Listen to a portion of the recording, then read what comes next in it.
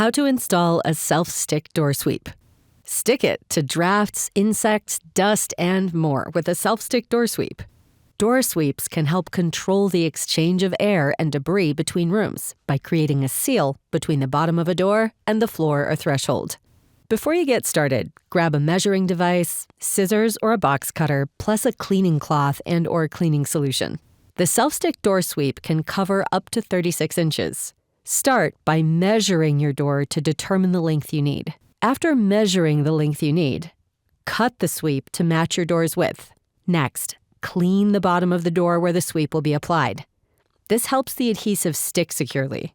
Hold the sweep up to the bottom of your door and visually mark where the sweep will need to be placed so that the bottom of the sweep makes contact with the ground. Peel off the red adhesive strip on the back of the sweep. Press it firmly into the bottom of the door, applying even pressure from one end to the other. If you wish to remove the door sweep, we recommend using heat from a heat gun or hair dryer to loosen the adhesive.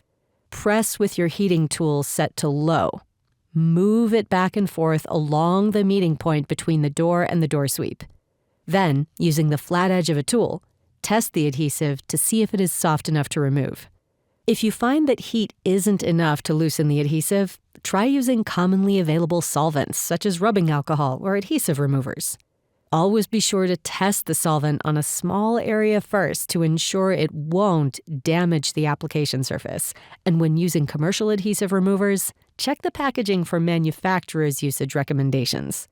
And that's it. A quick, easy way to stop unwanted drafts and start saving energy. For more DIY energy-saving tips, explore the NYSERDA website.